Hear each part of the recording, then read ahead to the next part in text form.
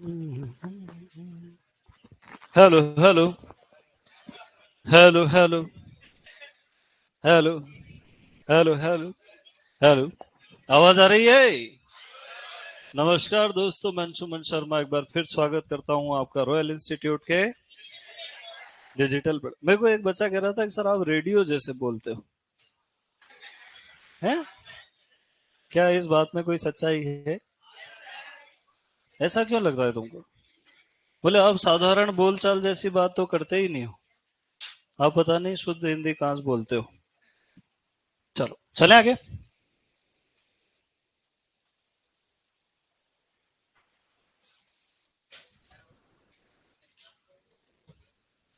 तो हाँ, बीज विज्ञान पढ़ रहे थे हम लोग। हमने लिखा है बुआई की विधियां। क्या लिखा है बेटा? बुआई की विधियां। अच्छा बताओ मुझे एक बात,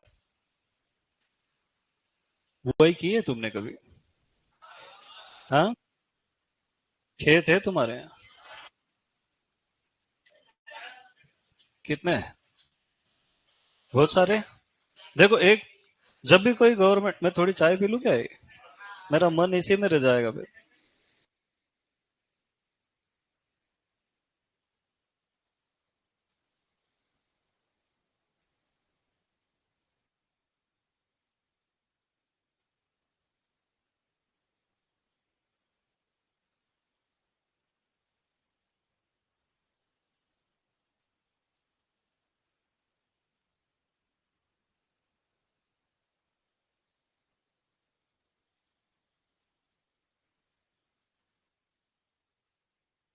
चले आगे।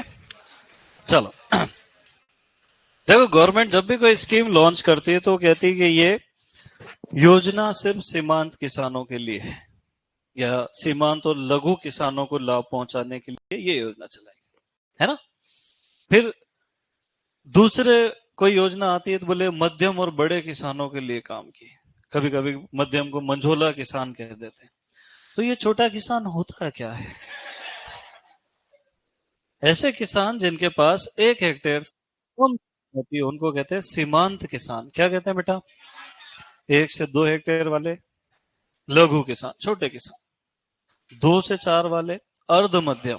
4 से 10 वाले मध्यम। और 10 हेक्टेयर से अधिक वाले किसान क्या कहलाते हैं? बड़े किसान। जैसे तुम बताओ, तुम में से बड़े किसान कौन कौन है जिनके पास 10 हेक्टेयर से ज्यादा जमीन है? एक ही आदमी बड़ा किसान, बाकी सब गरीब लोग पढ़ा रहा हूं मैं।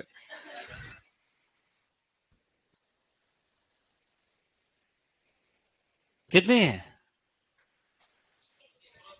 200 बीघा? अरे यार, तू कहाँ सुपरवाइजर तैयारी कर रहा है? तू तो मुझे गोद ले ले, फिर देख क्या होता है। अच्छा, सीमांत किसान कितने हैं? 1 हेक्टेयर का मतलब लगभग 4-5 बीघा, है ना। उससे कम जमीन किसके पास है? अरे कोई शर्म वाली बात नहीं, मेरे खुद के ही 5 बीघा, हम 3 भाई है, चिंता मत करो। है ना, जो है घर वालों की, वो तो अपन ने खरीदी, वो अलग बात है। वही तो करना है। हाँ। 1 से 2 हेक्टेयर वाले, 5-10 बीघा। लड़कियां भी हाथ खड़ी कर रही है अभी। हक मांग सकते हैं ये लोग, हैं? तो मांगना भी चाहिए ना। अब जैसे मेरे ससुर जी, उनके पास बहुत सारी जमीन है और उनके लड़का ही नहीं है। तो कई लोगों को ऐसा लगता है कि तुमने इसीलिए शादी की है। मैंने कहा शादी का इससे अच्छा कोई फायदा हो ही नहीं सकता है। सही बात है कि नहीं? जैसे मेरे नाना जी के भी कोई लड़का नहीं था, मामा ही मामा थे। मामा थे ही नहीं। मासी मासी है, 2 मासी है ना। तो उनकी पुश्तैनी जमीन थी 7 बीघा। और उस पे कभी मेरे नाना जी ने कभी जाके देखा भी नहीं कि कैसी जमीन है। मतलब उनके भाई जो सब ऊपर पहुंच चुके हैं लाइन से, वो लोग खेती करते थे। अब उनके लड़के करते थे। तो जब नाना जी मेरे 2015 में, फिर अभी इसी साल में नानी जी, अब फिर उन्होंने जो, उनके भाइयों के लड़के, हमारे कजिन मामा, उन्होंने कहा कि यार ये तुम्हारी जमीन है, इसको देखो तो सही तुम कम से कम। जब उसको देखा तो पता चला कि वो अगर जो तहसील था वो जिला बन चुका है, और वो जिला मुख्यालय के पीछे वाली जमीन है। तो वो जो जमीन अगर उस समय ध्यान दिया होता तो 2-5 लाख में सब बेच देते उसको, पर उस पर ध्यान नहीं दिया तो अब वो एक आध कॉलोनी कटेगी देखे। 7 बीघा बहुत होती है। 7 बीघा मतलब 1,75,000 स्क्वायर फीट, है ना। और वो अगर वो कजिन मामा वगैरह सब साथ हो गए तो 728 बीघा है, बड़ी कॉलोनी बनेगी। तो अभी भी अपन उस पर कोई ध्यान नहीं देते। हो सकता है अपने बच्चों की किस्मत की हो। तो ये जमीन है ना, ये अपने बाप दादा अपने लिए छोड़ गए हैं, इसलिए कीमती हो रही है। अगर वो उस समय उसको फ्री कर देते तो अपन आज, हाँ, फ्री हो ही जाते हैं, ऑलमोस्ट तो हो ही चुके हैं देखो। चलो, खैर, ये सब भाग्य का खेल है ना। चले आगे। देखो मैं ऐसी बातें करता हूँ तो बिल्कुल मन लगता है तुम्हारा 100%, है ना। ऐसा लगता है पंडित जी कहा है, कथा सुना रहे, हा हा हा। और जैसे ही मैं इधर मुड़ता हूँ पढ़ाने के लिए, चलो, बुआई की विधियां। चले आगे। हाँ, मैं देख रहा हूँ। सबसे पुरानी विधि छिड़कवा विधि। इसको कहते हैं ब्रॉडकास्टिंग। क्या कहते हैं बेटा? ब्रॉडकास्टिंग का मतलब क्या है? वाह। छिटकवा का मतलब ब्रॉडकास्टिंग का मतलब छिटक। साधारण रूप से गेहूं और धान की बुआई भारत में प्राचीन काल से छिटकवा विधि से करते, जिसमें ऐसे खेत में फेंक दिया जाता है ना, बीजों को। फिर बाद में किसी पटिए से उनको ढक दिया जाता है। तो सबसे पुरानी विधि कौन सी है? छिड़कवा विधि, है ना। इसमें कोई कतार व्यवस्था नहीं बन। ये सब ऐसी चीजें हैं जो अंडरस्टैंडिंग होना चाहिए, जिसके घर में जमीन ज्यादा, जिसने खेत देखे, उसको ये सब आना चाहिए। हर कुछ थोड़ी लिखवा सकते हैं अपन, ठीक है। दूसरी विधि है जिसको हम कहते हैं डिबलिंग विधि। क्या कहते हैं बेटा? डिबलिंग विधि। इंग्लिश में भी डिबलिंग, हिंदी में भी डिबलिंग विधि। एक ऐसा लकड़ी का टुकड़ा लेना है, उससे जमीन में एक छेद बनाना, उसके अंदर एक बीज डालना, उसको ढक देना। कपास में जो बीटी कॉटन लगाते हैं 1 गुणा 1 मीटर पे स्क्वायर मेथड से, उसमें डिबलिंग विधि का ही प्रयोग किया। तो ऐसे बीज जो कीमती है, जिनमें अपने को पौधे से पौधे और कतार की दूरी निश्चित करना है, उनको डिबलिंग विधि से लगा। फिर लोगों ने सोचा कि एक एक छेद कब तक बनाएंगे, तो उन्होंने एक पटिये में बहुत सारे कीले लगा ली, है ना। उसमें एक रस्सी बांध दी। अब उस पटिये जमीन पर रखते हैं, उस पर पाँव रखते हैं, उसको वापस उठा लेते हैं। तो यूपी की किताबों में लिखा है कि डिबलर जो यंत्र है वो एक बार में कितने छेद बनाता है? 27। कभी गलती से ऐसा प्रश्न कभी उठ के आ जाए कहीं से भी दुनिया में, तो याद रखना है कि एक बार में ठप्पा भरेंगे कितने छेद बनेंगे? 27। ठीक है। डिबलर मतलब डिबलिंग। अब इस विधि की खासियत यह है कि कतार से कतार, पौधों से पौधों की दूरी नियंत्रित हो जाती है। साथ ही साथ सबसे कम बीज दर इसी में आती है। क्यों आती है? एक एक ही तो बीज डाल रहे हैं अपन, इसलिए कम आएगी। गेहूं में तो 25-30 किलो ही आती है। नॉर्मल छिड़कवा विधि से गेहूं 120 किलो, 100 किलो, है ना। डिबलर से 25-30 किलो, मतलब जहां 1 हेक्टेयर की बुआई कर रहे थे, यहाँ 4 हेक्टेयर की कर सकते। अच्छी विधि है। तीसरी विधि आती है ड्रिलिंग विधि।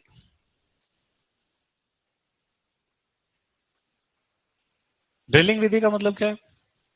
सीड ड्रिल नाम का एक यंत्र आता है। क्या नाम है बेटा? तुम सब ने देखा है ना। उससे बुआई करना क्या कहलाता है? ड्रिलिंग विधि।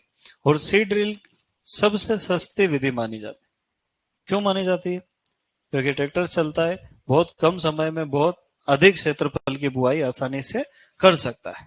पर हमको ध्यान रखना है कि जो केवल छोटे बीज है उन्हीं की बुआई सीड ड्रिल से की जा सकती है। जो बड़े बीज या वानस्पतिक भाग है उनकी बुआई सीड ड्रिल से नहीं की जा सकती। उसके लिए यंत्र आता है प्लांटर। उस विधि को हम कहते हैं प्लांटिंग विधि। क्या कहते हैं बेटा? तो प्लांटिंग का यंत्र क्या है? प्लांटर है। अब मुख्य रूप से जो बड़े बीज होते हैं वो प्लांटर से बोए जाते हैं। जैसे कुछ वानस्पतिक भाग वाले पौधे, आलू। आलू लगाने के लिए किसका प्रयोग करेंगे हम? Potato planter. ये सब भू परिष्करण में पढ़ाते हैं ना। और मान लो गन्ना लगाना हो तो शुगर केन, खाली अंग्रेजी में ही लिखना है बस।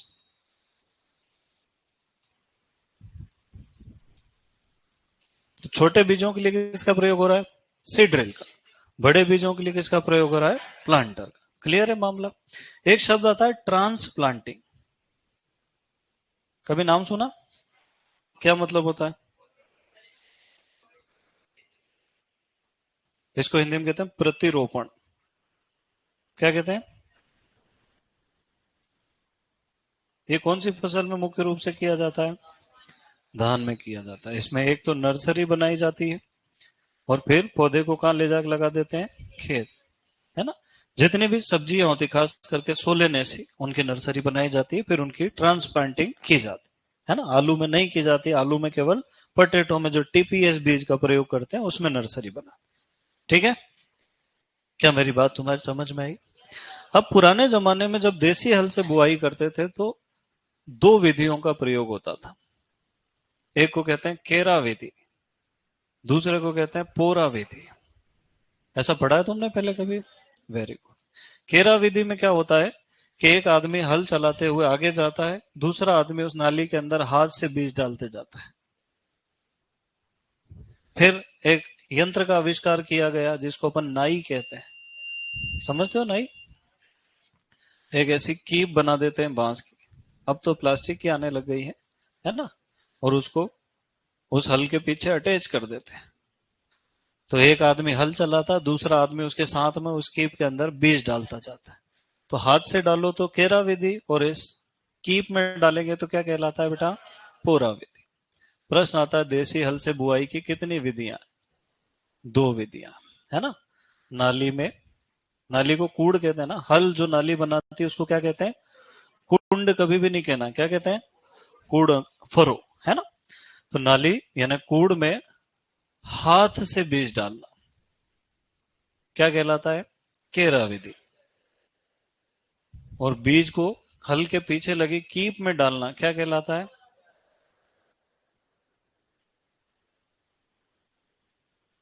तो अपने गांव में तो आज भी प्रयोग होता है ना। आजकल तो दो वाली, तीन लाइन वाली आने लग गई। चलो लिख लो।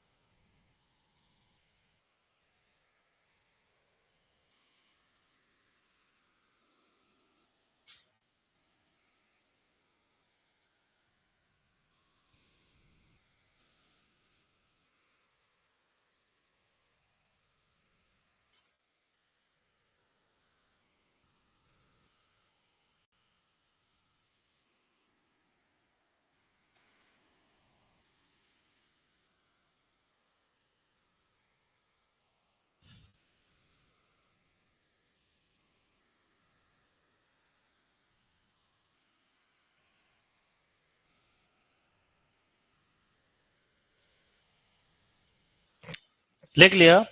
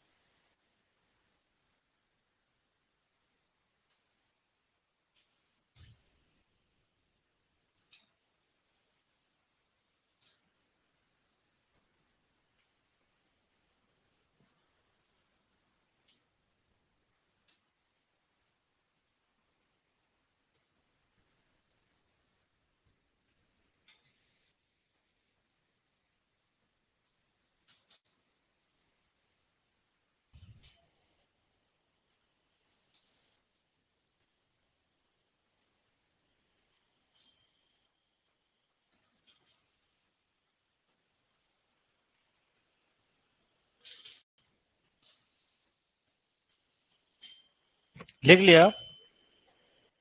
चलो, तो ये बीज विज्ञान अपना कंप्लीट हो गया। इसमें और कुछ तुमको पढ़ना हो तो बताओ एक्स्ट्रा। है? क्योंकि सीड टेक्नोलॉजी एक बहुत बड़ा टॉपिक है, एक कभी खत्म नहीं होने वाला टॉपिक। फिर वो एक एक फसल के अलग अलग बीज उत्पादन लिखवाने लगे, तो इसको अपन कंप्लीट मानते हैं। क्लियर है? चलो, अब मुझे एक बात बताओ, तुम्हारे पास दो बेज बेटी होगी कि तीन बेटी है, बताओ? दो ही हो तुम, पक्का? अपने पड़ोस में देखो और उससे पूछो कि तुम बेज चार के हो कि पांच के हो। पांच के कितने हैं? Very good. और चार के कितने हैं? हाँ, कुछ लोग हैं चार के। एक आदमी भी है तो सही ना यार। एक ही आदमी प्रधानमंत्री देश का है। अच्छा, अब मुझे बताओ तुम्हारा कौन सा टॉपिक बचा हुआ है? Organic farming. किसका किसका बचा है? दोनों बैच का बचा है क्या? अभी नहीं हुआ? इसमें भी नहीं हुआ। दूसरा बताओ, बायो फर्टिलाइजर्स।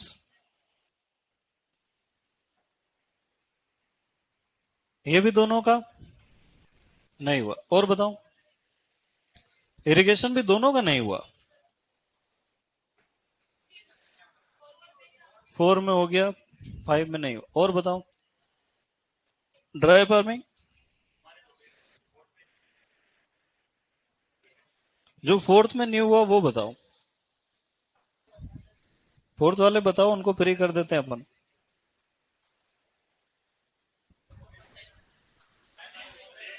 बड़े बड़े लोग हैं, छोटी मोटी चीजों पर ध्यान नहीं देते। जलवायु खंड तो मौसम जलवायु साथ में पढ़ाए होंगे ना? नहीं पढ़ा? वो टॉपिक दो जगह, एक तो मौसम जलवायु के बाद में फिर ट्वेल्थ की बुक में एक चार्ट बना हुआ है। कहाँ बना है वो? शुष्क खेते में ले जाके। बहुत खतरनाक ट्वेल्थ वाले, वो आधा इधर आधा उधर करते। इसके अलावा कोई टॉपिक बचाएगा?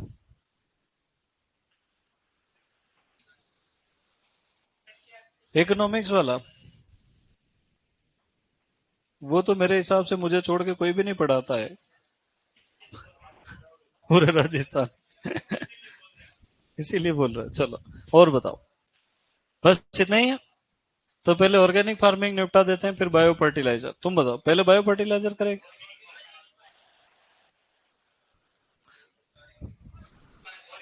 As you wish. ठीक है, तो लिखो।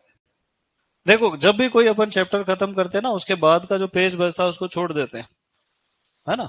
कभी मान लो आखिरी तक पहुंच जाते हैं तो एक पेज और छोड़ देते हैं। ये इसलिए छोड़ा अपन ने कि कभी मान लो भविष्य में हम कोई बुक पढ़ रहे हैं, हमको कोई काम की चीज मिली इससे संबंधित, तो कहाँ लाके लिखेंगे? यहाँ। ठीक है? वेरी। तुम इतने समझदार बचपन से हो। मेरे साथ तो कितनी देर रहते हो तुम?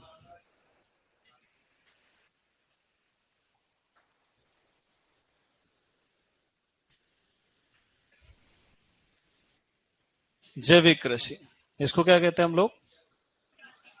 Organic farming.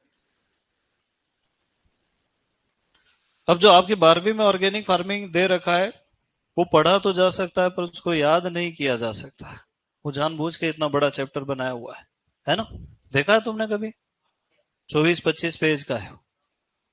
मतलब सिंचाई देखो तो ऐसा लगे कि पहली दूसरी क्लास का है, और ऑर्गेनिक फार्मिंग देखो तो ऐसा लगे कि पीएचडी लेवल का है। वो बाद में ऐड किया गया है ना। पहले 2016 के पहले ऑर्गेनिक फार्मिंग नाम का कोई चैप्टर नहीं था। फिर सरकार ने कहा ऑर्गेनिक खेती को बढ़ावा देंगे, परंपरागत कृषि विकास योजना चालू हुई। उसके अंतर्गत फिर राजस्थान सरकार ने नया चैप्टर ऐड किया। गलती से काम अच्छे लोगों को दे दिया, उन्होंने ज्यादा लिख दिया। अब वो बच्चों को तकलीफ देता है। चलो, अपने बाप का क्या जा रहा है। ऑर्गेनिक फार्मिंग में से सुपरवाइजर में एक क्वेश्चन आने की संभावना है ना। पर ऑर्गेनिक फार्मिंग को 12th में 3 भागों में बांटा गया। एक, ऑर्गेनिक खेती, जैविक। दूसरा, उसमें डाल दिया खाद, जैव उर्वरक, कीटों एवं रोगों का जैविक नियंत्रण। तो ये टॉपिक छोटे की जगह क्या हो गया, बड़ा हो गया। 4 टॉपिक आ गए। चलो, अब इसमें लिखेंगे अपन सबसे पहले परिभाषा। छोटी परिभाषा लिखोगे कि बड़ी? है, लिखो IFOAM।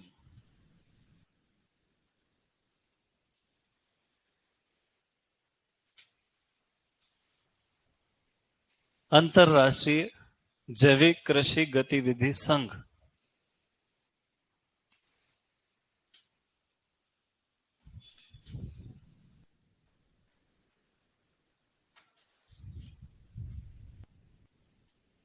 Yes sir.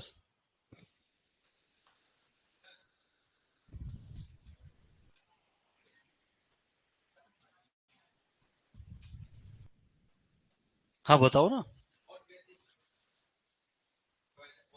1 2 3 4 5 6 7 8। हाँ,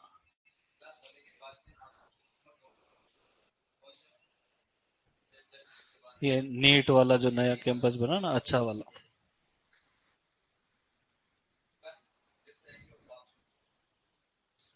ठीक है।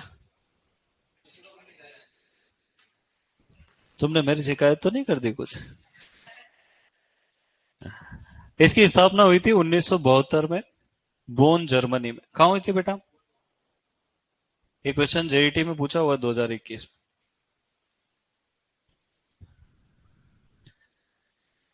ये अंतरराष्ट्रीय स्तर का सबसे बड़ा संस्थान है जो जैविक खेती को बढ़ावा देने के लिए ही बनाया गया है ना। नॉर्मली क्या होता है कि जो यूरोपियन कंट्रीज है, जैसे स्विट्जरलैंड, डेनमार्क, स्वीडन और भी आसपास की, वहां पे लगभग 70% लोग ऑर्गेनिक खाना ही खा रहे हैं। क्योंकि हम जो कृषि रसायनों का प्रयोग करते हैं, उसमें बहुत सारे रसायन ऐसे हैं जो लॉन्ग टर्म परसिस्टेंस है। लॉन्ग टर्म परसिस्टेंस मतलब साल साल, डेढ़ डेढ़ साल, दो दो साल तक उनका प्रभाव खेत में खत्म ही नहीं होता है।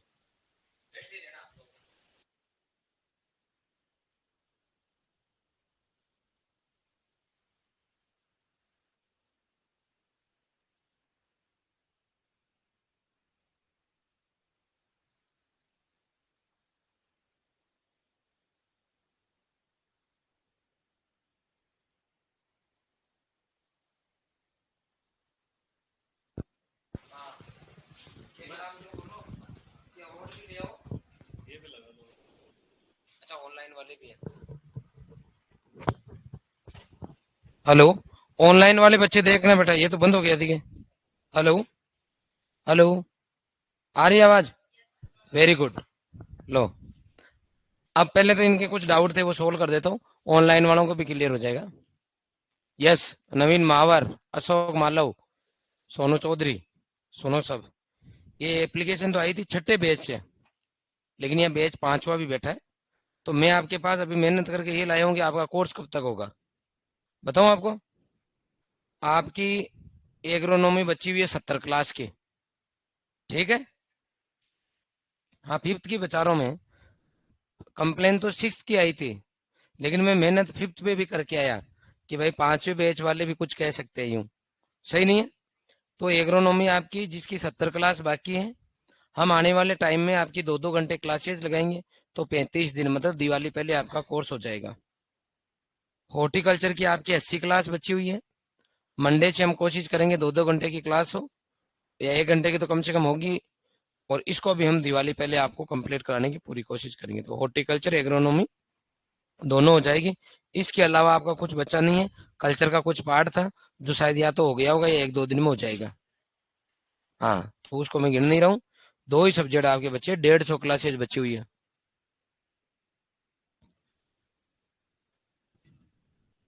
हाँ, फिर भी मतलब हम मैक्सिमम मैंने जो उधर डेटा देखा उसके अकॉर्डिंग लाया हूँ।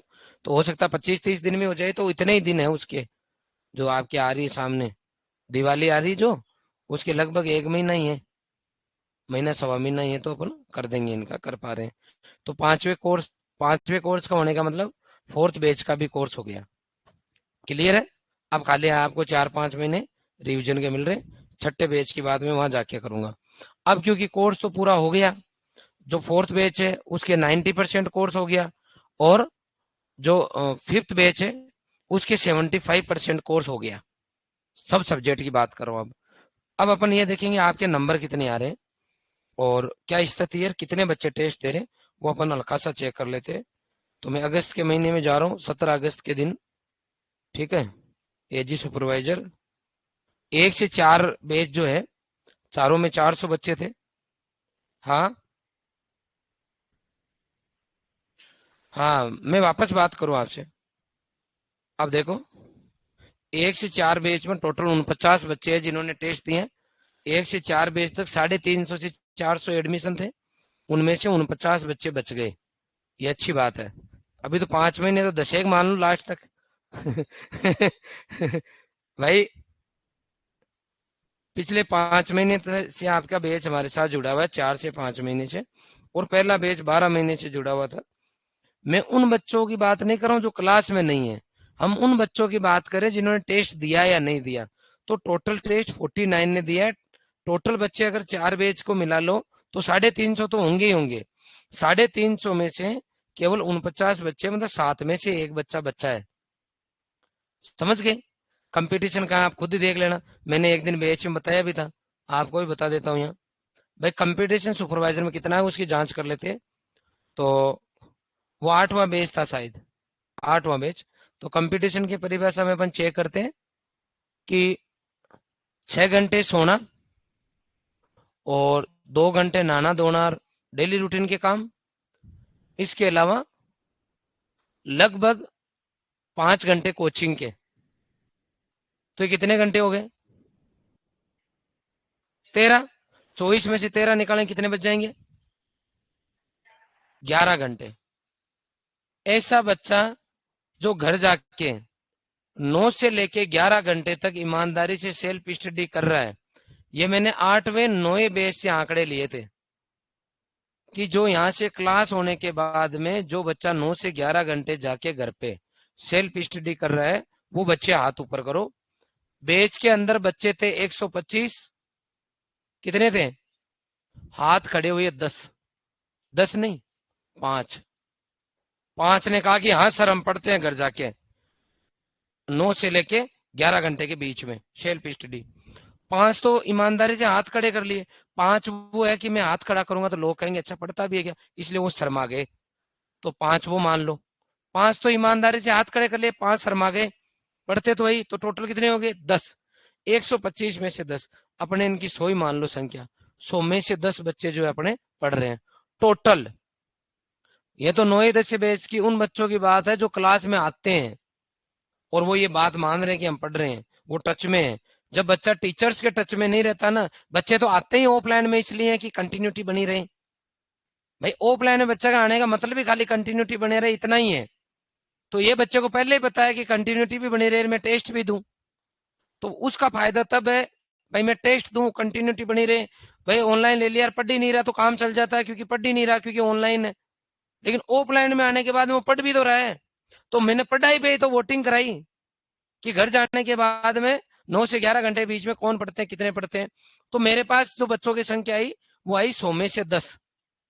तो टोटल बच्चे अपने पास अभी 8% है जिन्होंने सुपरवाइजर में एडमिशन लिया, उनकी संख्या 1300। तो 1300 में से 10% बच्चे निकालोगे तो कितने हो गए, 130। तो अपने रॉयल इंस्टीट्यूट के अंदर जितने बच्चे ऑफलाइन पढ़ते उनमें से हैं, तो 130 तो अपने ऑफलाइन के हो गए। 575 बच्चे कोटा में हैं, 575 का आप 10% निकालो, कितने बच्चे हो गए, मैक्सिमम 60 बच्चे। ठीक है, तो 575 की 57 हो रहे हैं यूं तो, लेकिन अपन 60 जोड़ लेते हैं। तो ऑफलाइन रॉयल के बच्चे सब निपट गए। अब बच गया ऑनलाइन। ऑनलाइन पूरे राजस्थान के अंदर ऑनलाइन में 1% रेशियो होता है। ऑफलाइन में पढ़ने वालों का संख्या कितनी है, निकल गए 10। ऑनलाइन में 100 में 1, 99 खाली वो कोर्स ले लिया रॉयल का बस। तो अब 1% पूरे राजस्थान में सब कोचिंग ऑनलाइन चला रही है आज की तारीख में। छोटी सी छोटी कोचिंग की ऑनलाइन कंपनियां, इतनी बेरोजगारी इधर ही नहीं है उधर भी बराबर है। तो उधर 200-200 रुपए में ऐप बना के देती है, चाहे तो आप भी बाद में कोचिंग खोलो तो बनवा लेना। अब 200 रुपए में ऐप मिल रहा, मतलब हर कोचिंग चला रही है, तो बच्चा कहीं ना कहीं 150 200 1000 जुड़े हुए होंगे। अपन 10,000 बच्चे मान लेते हैं कि 10,000 बच्चे सुपरवाइजर की ऑनलाइन तैयारी करते हैं पूरे राजस्थान में। तो उनका 1% निकालो कितना हुआ ऑनलाइन का, 100 बच्चे ये हो गए। अब और बच्चे कौन से बच गए जो मैं गिन नहीं पा रहा हूँ, मेरे को लगता है कोई ना कोई मिस हो रहे हैं। 1300, 575, ये ऑनलाइन के 100, कितने हुए, कितने बच्चे हो रहे हैं, 290, मतलब लगभग 300 बच्चे। हाँ, 300 मिस कौन से हो रहे हैं, वो बच्चे जो अदर इंस्टीट्यूट में ऑफलाइन पढ़ रहे हैं। तो यूं तो कहते हैं, कहने वाले थे रॉयल में की सबसे ज्यादा है, सही बात है कि नहीं है, तो अपन मान लेते सबसे ज्यादा अपने। तो दूसरी जगह भी बिल्कुल कम नहीं मानने अपन, 3000 बच्चे सबके पास अपने और मान लो राजस्थान में, तो 3000 हो गए। अब रॉयल के अंदर बच्चे जो पढ़ रहे हैं ईमानदारी से, जो सेल्फ स्टडी कर रहे हैं, उनकी संख्या 10% थी, 100 में से 10 पढ़ रहे हैं। तो अपन दूसरे लोगों को भी रिजल्ट आने पर अपन अपने आप को आगे मान लेंगे, कंपटीशन में नहीं मानेंगे। तो अपन ये मान के चलो कि वहां पर भी 10% तो पढ़ने वाले होंगे। तो ये 3000 का 10% कितने हुए, 300। तो अब टोटल कितने बच्चे हुए, 600। और पोस्ट कितनी है, 1100। मतलब अभी भी 500 बच्चे वो जो मर्जी पड़े वो चले जाओ, लेकिन उसकी कंडीशन ये है कि कोचिंग का काम कंप्लीट होने के बाद में 9 से लेके 11 घंटे के बीच में सेल्फ स्टडी करने वाला बच्चा चाहिए। बात समझ में, इतना ही कंपटीशन है, इससे ज्यादा सुपरवाइजर में कंपटीशन नहीं है। अभी मैंने एक वीडियो रिकॉर्ड किया, वो शर्मा रहा था, अरे मैंने कहा क्या हुआ, वो बोला कि सर वीडियो बनाते हो तो लोग यूं कहते तो रोल में जाता है वीडियो बनाता है। वो शर्मा रहा था यूं, क्योंकि सोनू सर पहले आए हुए थे, तो सोनू सर के साथ वीडियो उसका बन रखा ऑलरेडी। तो वो आया था यूं, एक बच्चा, तो वो कि सर बस ठीक है। मैंने कहा इनाम लेने आया था कि तू मेरे से इनाम लिया कि नहीं लिया सर। तो मैंने कहा फिर तेरे को इनाम तो बाकी है कि हाँ सर। वो अपनी सिस्टर का एडमिशन ऑलरेडी चल रहा था, वो मिलने आया कि जेल सर से मिलके जाऊंगा। मैंने कहा तेरा एक शॉर्ट वीडियो बनाऊंगा। वो यूं शर्मा गया कि नहीं नहीं सर, फिर वो मेरे साथ वाले यूं कहेंगे कि तू रॉयल में जाता है तो वीडियो बनवाता है फेमस होने के लिए। तो मैंने कहा चाहे मोदी जी, चाहे योगी जी, चाहे विराट कोहली, चाहे रोहित शर्मा, उनको बुलाते हैं ना बहुत सारे लोग इंटरव्यू लेने के लिए, नहीं बुलाते क्या, बुलाते हैं ना। तो क्योंकि उनमें दम है इसलिए वीडियो बन रहे हैं, जिसमें दम ही नहीं है उसका क्या वीडियो बनाएंगे। इधर आ, बिठाया उधर उसको। मैंने कहा कितनी साल उम्र है तेरे कि सर 19 साल। अब 20 का हो गया, मतलब 20 का हो गया। सुपरवाइजर कब बना कि सर 19 साल की उम्र में। कितनी भर्तियां दी कि पहली दी, एक ही दी। वो पढ़ने वाला और, वो तो वीडियो मैंने पूछा और नहीं, नहीं पढ़ने वालों में था गांव में वो, कि नहीं पढ़ने वालों को पकड़ के लाओ, तो जनक को पकड़ दे तो काम हो जाता, जीत जाता वो आदमी, क्योंकि वो नहीं पढ़ने वालों में था। सही बात है कि नहीं है। नहीं पढ़ने वाले बच्चा 10वीं में 70% का बच्चा पहली बार भर्ती में जाता है, और पहली बार के अंदर वो नौकरी लग जाता है। बात समझ में आई। तो मैंने कहा ये बात तो इसके ऊपर बोल, तो तेरे वीडियो देख के दूसरे लोगों को आग लगे कि हम 35 के हो गए, 40 के हो गए, हमारा लग नहीं रहा, बैठ नहीं रहा जुगाड़। मैंने कहा बता राज, बता कैसे लगा, एसओजी तो नहीं पकड़ेगी तेरे को। भाई या तो शॉर्टकट वो होती है कि नहीं नहीं सर मेरे को नहीं पकड़ेगी भाई, या तो कैसे लगा फिर। तो मैंने सही से बता कैसे लगा, तो कि सर रोज का पढ़ा या रोज पढ़ा, कंटिन्यू टेस्ट दिए, जो भी टेस्ट में गलतियां होती मैंने उनको लिखता और अगले टेस्ट में रिपीट नहीं करता। इसका मतलब बढ़िया जगह संस्थान, मैंने कहा कौन से बैच का था कि 9वें बैच का था मैं, 9th बैच का ऑफलाइन का बच्चा था। बात समझ में आई। तो फिर उन्होंने 100 ट्रिक बताया कि रोज का पढ़ा या रोज पढ़ा, और अप टू एग्जाम तक पढ़ा, और हर टेस्ट के मैंने नंबर लिखे, गलतियां लिखी, एनालिसिस किया, और अगले टेस्ट मैंने कोशिश की कि वो गलती रिपीट नहीं हो, लग गया। अब उस बच्चे को देखे तो नौकरी कितनी इजी है भाई, उसको देखे तो कितनी इजी है। तो वो ऐसी है, मतलब मामला इतना ही है कंपटीशन एग्रीकल्चर में। अब यहाँ तो है नहीं, क्योंकि फिर भी मैं 10 बच्चों के नाम बोल रहा हूँ, कोई मिल भी जाए तो। चेतन चौधरी, भावेश शर्मा, शुभ सिंह, महेंद्र चारण, अभिषेक मीणा, रवीना धाकड़, आशीष मीणा, शिवकेश बेसला, गोवर्धन मीणा और राम। कोई आपके बैच का है? कौन जो है वो खड़े हो जाओ, यहाँ जो, मतलब उन 50 बच्चों ने टेस्ट दिए हैं, उनमें से मैंने 10 को बुलाया है। फोर्थ बैच के बच्चा एक आया उनमें, उन 50, बाकी फोर्थ बैच का नहीं है।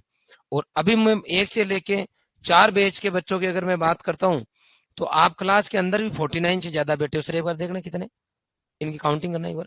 मतलब आप वो लोग हो जिन्होंने टेस्ट भी नहीं दिया होगा कहीं तो। भाई बहुत सारे वो लोग हैं जिन्होंने टेस्ट नहीं दिया होगा। 17 अगस्त का राखी पर घर गए थे इसलिए नहीं देते, तो माफ कर देता हूँ। लेकिन माफ कर दूं कैसे? मैंने और राखी पे फोन किया एक बच्चे को, क्योंकि मैं उस टाइम कोटा था। अरे मैंने कहा आए नहीं, मैं तो आपके यहाँ कोचिंग खोल दिया, कह रहा आप आए नहीं, संभाल ही नहीं रहे झील सर को। कि हम तो सर उदयपुर ही हैं। वो दोनों भाई नौकरी लगे हुए, कि हम तो उदयपुर ही हैं। अरे मैंने कहा नौकरी लगी हुई दोनों दोनों भाइयों में से एक तो आ जाते हैं। कैसे हो रहा है, पाटन बूंदी के हैं वो। अरे कि सर दोनों नौकरी लगी हुई यहीं रहते हैं बगल में गई। कि सर हम आ तो जाएंगे लेकिन पूरी उम्र सुपरवाइजर ही रह जाएंगे फिर तो, इसलिए हम चाहते हैं डब्ल्यू बन के गाँव आएंगे। दोनों भाई नहीं गए राखी पर। और मैं 17 अगस्त का नाम लिया कि अच्छा राखी थी इसलिए नहीं गए दिखे। तो हाँ सर, हाँ सर। अब देखो आप लोगों में फर्क देखो, लगने वालों में नहीं लगने वालों में फर्क देख लो, उसी से काम हो जाएगा आपका। सही बात है कि नहीं है? नहीं लगे हुए हैं वो तो गाँव गए हैं, मतलब नहीं लगे हुए वो गाँव गए हैं, टेस्ट नहीं दिया। जो लगे हुए हैं वो आगे की सोच रहे हैं। बाकी आपके हिसाब से तो उनको गांव में 7 दिन पहले राखी पे चला जाना चाहिए। सही बात है कि नहीं है? तो अब आप देख लो भाई, एक्चुअल में आप मेहनत किस पॉइंट पे कर रहे हो। तो एक बच्चा इसी को इनाम देंगे।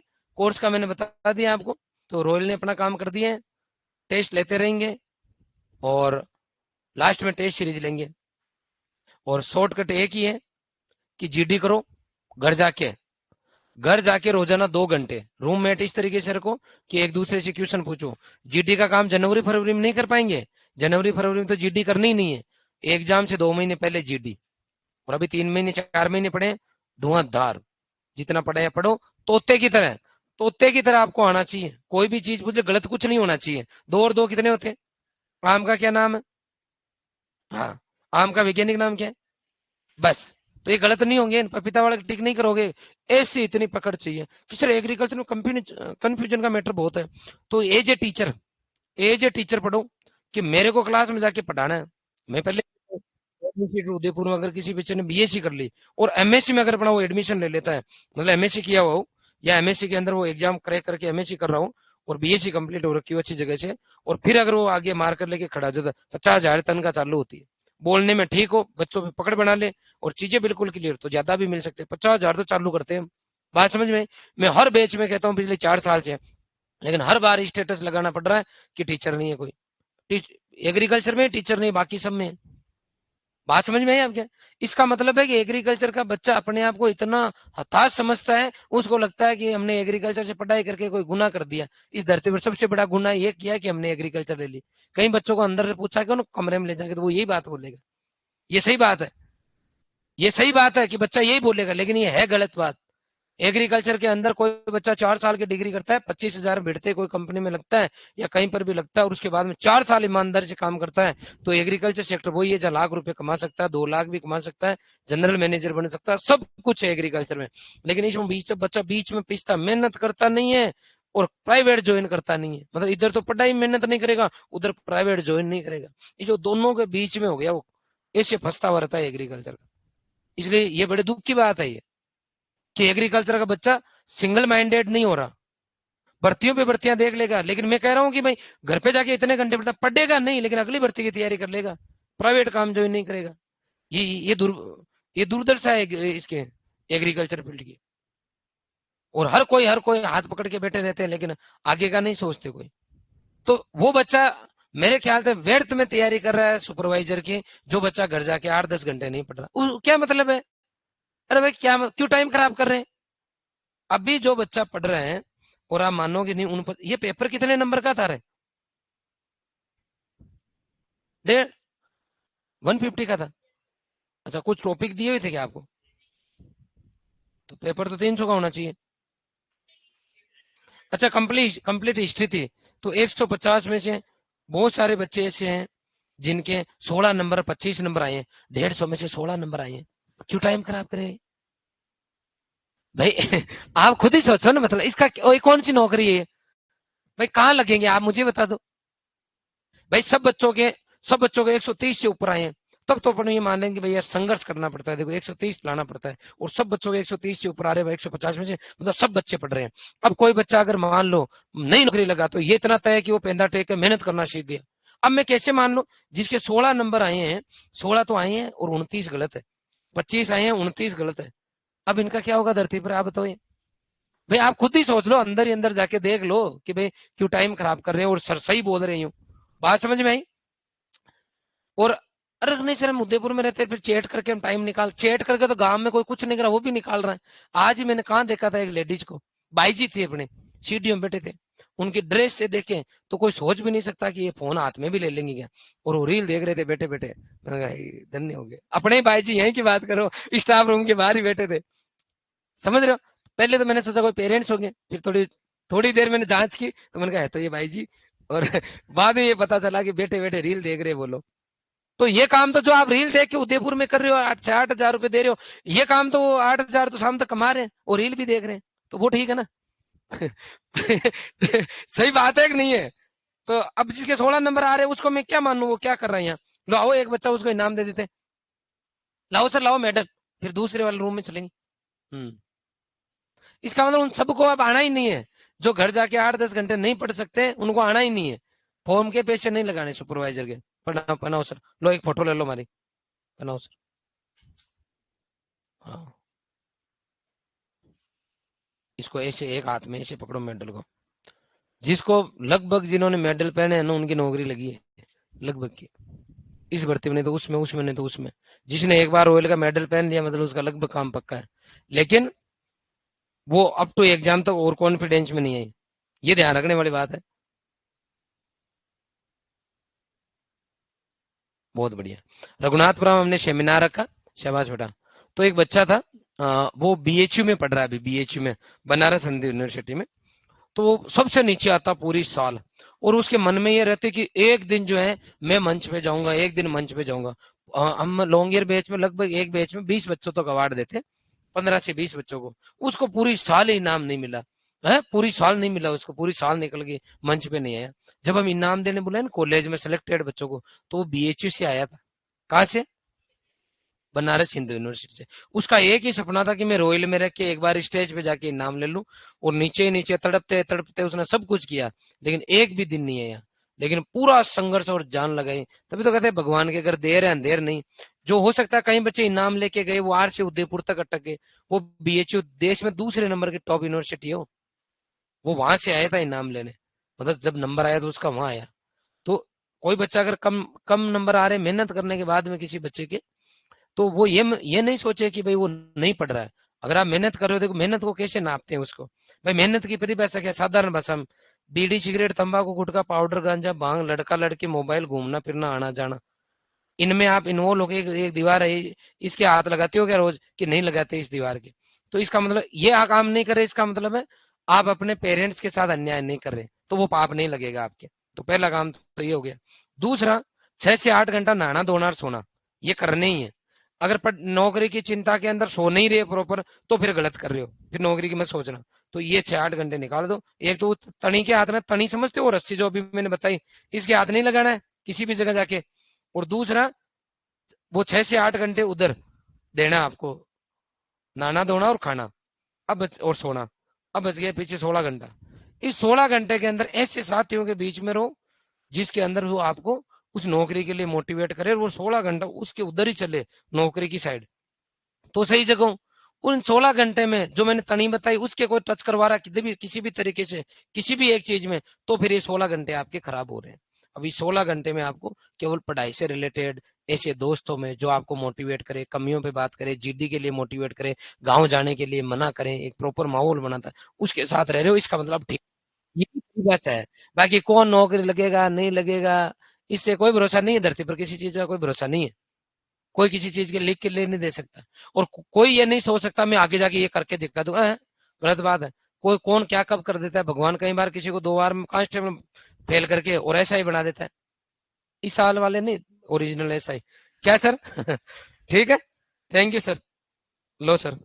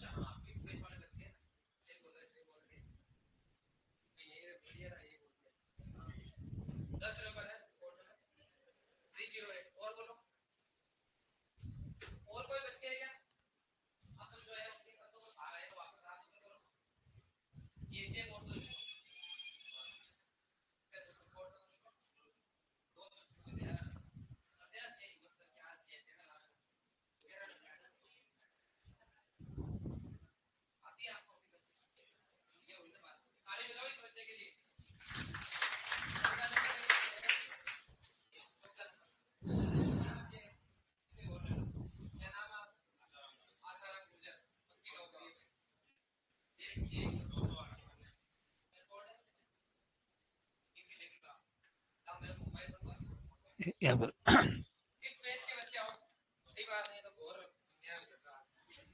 मेडल नहीं दिया इनको या? लो माइक लो। विकास जाट, इस विकास जाट का मुझे आज भी याद है। इसके इसका पापा के साथ मैंने वीडियो रिकॉर्ड किया था, ये राजसमंद का रहने वाला है, लेकिन वो वीडियो हमारे टेक्निकल टीम से हो गया। कई दिनों तक इसने फोन किया कि चलो आपने अपलोड कर दिया, अपलोड आपको याद है क्या? आपका शायद एक वीडियो रिकॉर्ड किया था आपके पापा ने, याद है ना आपको? मेरे को याद है, मेरे को याद है विकास जाट वही है राजसमंद के साथ। आपके पापा की पिक्चर है या फार्मर है? फिर मेरे बेटा दूसरे वो विकास जाट योगेश शर्मा, योगेश शर्मा, ताली बजाओ योगेश के लिए। जितेंद्र सिल्वी, रौनक कुमार, रौनक कुमार, पूजा रियाड़, सारे ले लो। पूजा नागौर से, अजय मीणा, आ जाओ ऊपर आ जाओ सब। अजय मीणा, अरविंद कुमार मेहता, एक बार इनको सब पहना तो खाली। हाँ फिर एक-एक की फोटो लगेगी। अरविंद मेहता, ये भी 49 की। बनवारी गुर्जर, पार्वती धाकड़ और अभिषेक, ये आ जाओ। अच्छा वेरी गुड। आप वहां चले जाओ, ये गज को इधर आ जाओ बेटा, सब इधर आ जाओ एक साथ। ले उठा था मेडल उठा देगा। मेडल ये मेडल तो सब नीचे। हाँ अजय फोटो ले ली। आ जाओ। अलावा कुछ काम है क्या? हाँ। ये एक बच्चा पूछ रहा है जीटी क्या ग्रुप डिस्कशन।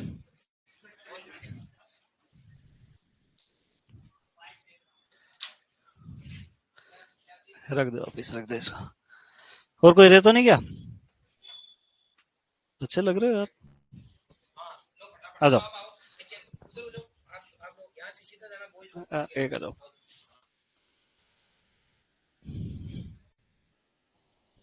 नेक्स्ट आ जाओ।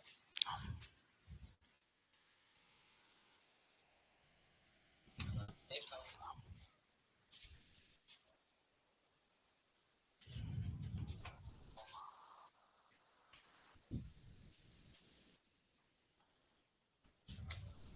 आ जाओ इधर से जाओ बेटा, इधर से।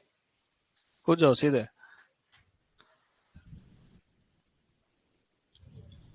नेक्स्ट आ जाओ। आ जाओ। और आ जाओ अगले।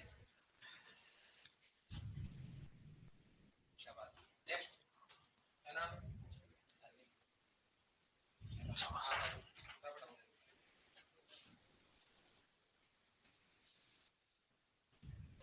देख देख